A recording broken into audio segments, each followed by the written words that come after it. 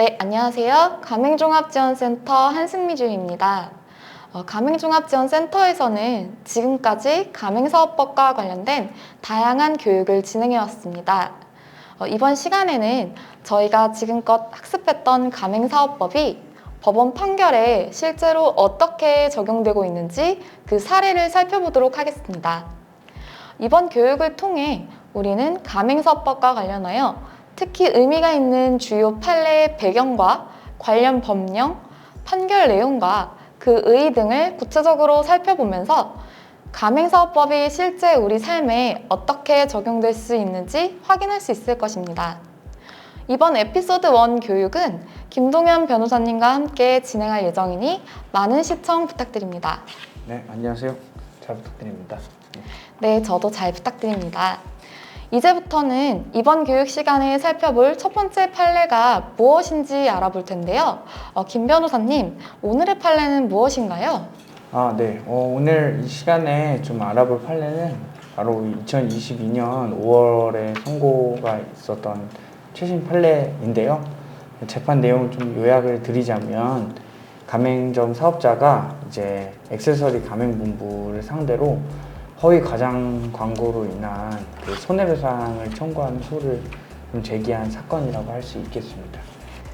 허위 과장 정보 제공이라면 가맹사업 분야에서 자주 분쟁이 발생하는 이유 중 하나군요. 네, 그렇죠.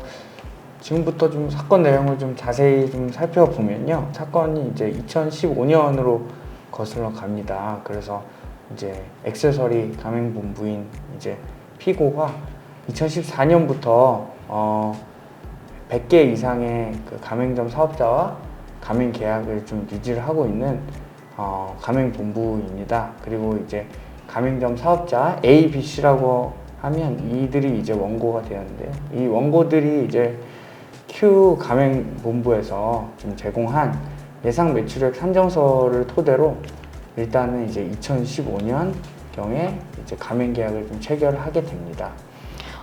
변호사님, Q 가맹본부에서 가맹점 사업자들에게 예상 매출액 산정서도 제공을 하였는데 이게 왜 문제가 되었던 건가요? 네, 바로 그 예상 매출액 산정서를 통해서 제시한 이 예상 매출액의 산정 그 방식과 범위에 문제가 있었는데요. 본래 이제 예상 매출액 산정서는 가맹사업법 시행령 제9조 제4항에서 정한 바에 따라서 이제 점포 예정지에서 가장 인접한 5개 가맹점들의 매출 환산액, 즉 이제 직전 사업년도에 인근 5개 가맹점들이 제곱미터당 매출액이 얼마인지를 기준으로 이제 해서 예상 매출액의 하한액과 상한액으로 범위를 확정한 것을 제공을 해야 됩니다. 근데 이제 Q 가맹본부는 예상 매출 산정서에 이와 같은 좀 예상 매출액 산정의 기준을 따르지 않고 실제로는 이제 직전 사업년도 매출 환산액이 낮은 가맹점 일부를 임의로 좀 제외를 하고 다른 가맹점 매출 환산액을 좀 포함을 시킨 거예요. 그래서 예상 매출액 산정서에서 예상 매출액을 원래보다 좀 높여서 제공을 한 거고요. 그래서 결과 이제 Q 가맹본부가 제시한 이제 예상 매출액 산정서상 최저 예상 매출액이 이제 시행령에 따라서 계산한 그 예상 매출액 산정서의 매출 환산액의 최저액보다 제곱미터당 약 370만 원에서 500만 원이 더 크게 산출되었던 것이죠. 그렇다면 가맹점 사업자 A, B, C는 이러한 예상 매출액을 근거로 실제보다 더 높은 수익을 기대했거나 혹은 더 적은 손실액을 예상하며 가맹 사업을 시작했겠어요. 네. 그 점이 좀 문제가 됐던 건데요. Q 가맹본부를 믿고 이제 가맹 계약을 체결한 A, B, C는 이제 매달 적자를 경험을 했거든요. 그래서 A, B, C가 이제 수익을 보지 못했을 뿐만 아니라 나아가서 이제 점포의 차임이라든지 인건비라든지 이런 비용을 지출을 하는 것들이 있어서 오히려 이제 영업이익이 마이너스가 되어서 영업 손실이 발생하는 일을 겪고 말았습니다. 그리고 이제 그 가맹점 사업자 ABCC가 Q 가맹본부에 아까 말씀드린 것과 같이 과장된 예상 매출액 산정서로 인해서 본인들에게 손해가 발생하였다고 좀 생각을 하여서 법원에 이제 관련해서 손해배상을 구하는 좀 소를 제기를 하게 됩니다. 재판에 가게 되었고요. 가맹점 사업자 ABC와 Q 액세서리 가맹본부는 이제 각각 원고들과 피고가 되어서 다음과 같이 주장을 하는데요. 이제 원고들은 이제 피고 Q 가맹본부가 가맹사업법을 위반해서 잘못된 예상 매출액 산정서를 제공을 함으로써 허위 가장 정보를 제공하였고 이러한 불법 행위로 인해서 본인들에게 이제 발생한 초도물품 권리금 이런 개점 비용과 그리고 가맹점 영업으로 인해서 발생한 이후에 영업 손실을 좀 배상하라 이렇게 주장을 한 거고요. 반면에 이제 피고인 Q 가맹본부는 자신들이 이제 원고에게 제공한 예상 매출액 산정서가 이제 원고들의 점포 예정지 입지 특성과 좀 유사한 점포들을 선별해서 문제 없이 예상 매출액 정보를 좀 제공을 한 거고 만약에 그것이 좀 잘못되었다고 하더라도 영업 손실의 부분에 있어서는 점포 개점 이후에 원고들의 경영 능력에 기인한 것이지 예상 매출액 산정서가 그 원인이 될 수는 없으므로 이에 대해서 배상할 수는 없다 이렇게 주장을 하였습니다. 법원은 그래서 이 사건에서는 이제 Q 가맹본부가 예상 매출 산정서를 임의로 제공해서 허위 가장 정보 행위를 한 것인지를 좀 판단을 해야 됐고요. 또한 이제 그 허위 가장 정보 제공 행위로 볼 수 있다면 원고들이 주장하는 것과 같이 영업 손실 또한 그 배상 범위에 좀 포함을 시킬 수 있는지 여부를 좀 판단을 해야 했습니다. 결과를 좀 확인하기 전에 왜 이러한 분쟁이 발생했는지 이해를 좀 돕기 위해서 사건의 쟁점 관련한 가맹사업법을 살펴볼 필요가 있을 거예요. 한주임님, 이 사건이 어떤 가맹사업법 조항과 관련이 좀 있는지 말씀해 주시겠어요? 네, 먼저 가맹사업법 제9조 제5항을 확인해 볼 텐데요. 해당 법령에 따르면 다음 각 호, 즉 1. 중소기업자가 아닌 가맹본부나 2. 직전 사업년도 말 기준으로 가맹점 사업자 수가 100개 이상인 가맹본부는 가맹계약을 체결할 때 가맹 희망자에게 대통령령으로 정하는 예상 매출액의 범위 및 그 산출 근거를 서면으로 제공하여야 합니다.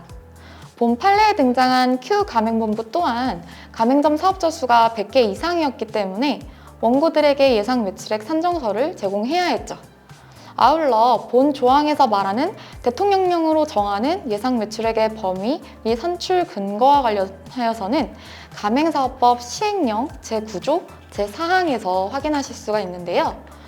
본 조항에 따르면 예상 매출액 산정서의 경우 가맹 희망자의 점포 예정지가 속한 시, 도에서 가장 인접한 5개 가맹점에서 직전 사업연도 매출 환산액이 가장 작은 가맹점과 가장 큰 가맹점을 제외한 나머지 3개 가맹점에서 산출한 매출 환산액 중 최저액과 최고액으로 획정된 범위로 가름할 수 있다라고 되어 있습니다. 본 사건에서 Q 가맹본부는 바로 이 5개 가맹점을 임의로 지정했기 때문에 문제가 되었죠. 다음은 가맹사업법 제9조 제1항 제1호인데요. 바로 이 판례에서 중요한 쟁점이 된 허위, 과장정보 제공 행위 금지에 관한 내용입니다. 가맹본부는 가맹사업법에 따라 사실과 다르게 정보를 제공하거나 사실을 부풀려 정보를 제공하는 행위를 해서는 안 되는데요. 이러한 허위 과장정보 제공 행위는 가맹사업법 시행령 제8조 제1항 제1호에서 보다 구체적으로 확인하실 수 있습니다. 이를 통해 우리는 허위 과장정보 제공 행위에 객관적인 근거 없이 가맹 희망자의 예상 수익 상황을 과장하여 제공하거나 사실과 다르게 가맹본부가 마치 최저수익 등을 보장하는 것처럼 정보를 제공하는 행위가 포함되어 있음을 알 수 있습니다. 본 판례에 등장하는 가맹점 사업자 A, B, C 또한 이 법령에 따라 Q 가맹본부의 허위 과장정보 제공 행위를 하였다고 그렇게 주장을 하게 된 것이죠. 네. 관련 법령을 좀 살펴보니 이제 분쟁과 관련한 내용이 조금 더 이해가 좀 쉬우실 건데요. 이제 이러한 원고들과 이제 피고의 주장에 대해서 법원이 어떻게 판결했는지를 좀 보시겠습니다. 본 판례는 이제 그 대법원 판결에 관한 내용이고요.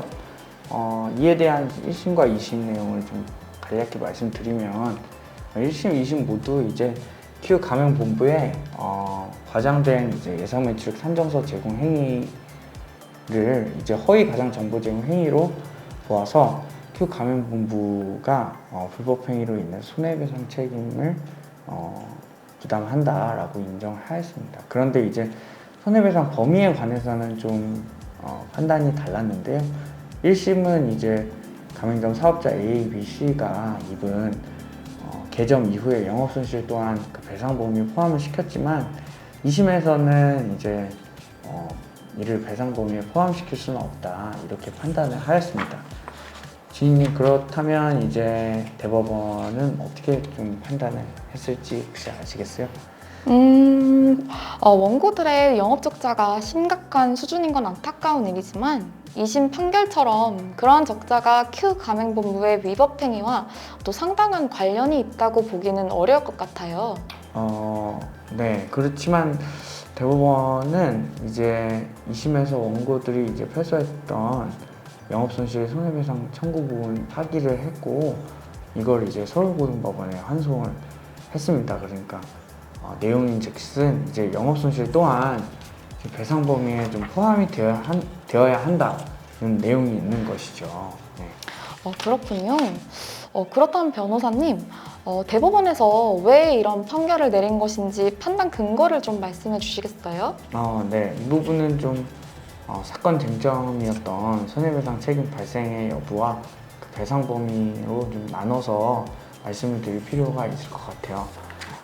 먼저 큐 가맹본부에 대해서 법원은 이제 제공한 예상 매출액 산정서 내에 이제 가맹사업법 시행령 제9조 제4항을 기준으로 예상 매출액 범위를 산정하였다 이렇게 기재가 되어 있음에도 불구하고 큐 가맹본부가 그 시행령에 따라서 포함되어야 할 점포를 임의로 제외하고 매출이 안정적인 다른 가맹점을 여기에 넣어서 좀 대체하였으므로 이러한 행위가 이제 가맹사업법 시행령 제8조 제1항 제1호에 규정된 객관적 근거 없이 가맹희망자 예상수익상을 과장하여 제공하는 이제 허위 가장 정보 제공 행위에 해당한다고 보았습니다. 그래서 큐 가맹본부의 즉 피고의 행위를 가맹사업법 제9조 제1항 제1호 위반으로 보게 된 것이죠.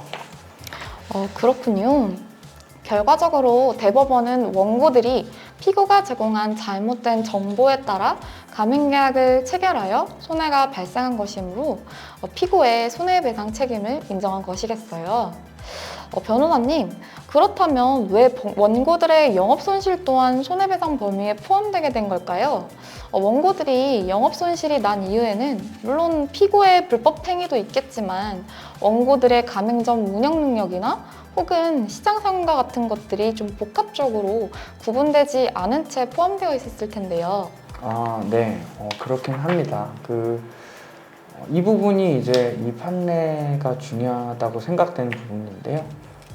대법원이 이러한 좀 판결을 내린 근거는 크게 두 가지가 있습니다. 그래서 먼저 이제 대법원은 큐 가맹본부가 과장된 예상 매출액을 제공해서 가맹점을 개점하고 운영함에 있어서 원고들의 영업손실 관련한 판단 자체에 좀 혼선을 줄 수 있다고 일단은 보았습니다. 즉 이제 초기 개점을 할 때 투자 비용뿐만 아니라 추후 가맹점 운영 시에 매출 대비 손해액을 판단하는 것 자체도 이제 혼란을 좀 주었다 이렇게 판단을 한 거죠. 그리고 두 번째 이유로는 이제 피고의 경우에 이제 가맹본부로서 가맹점 사업자에게 가맹점 운영권을 부여하는 일 외에도 가맹점 경영과 영업 활동에 대한 지원을 계속 해야 되는 지금 책임이 있다고 본 것이죠. 그래서 가맹점 운영권을 부여하면 끝이 아니라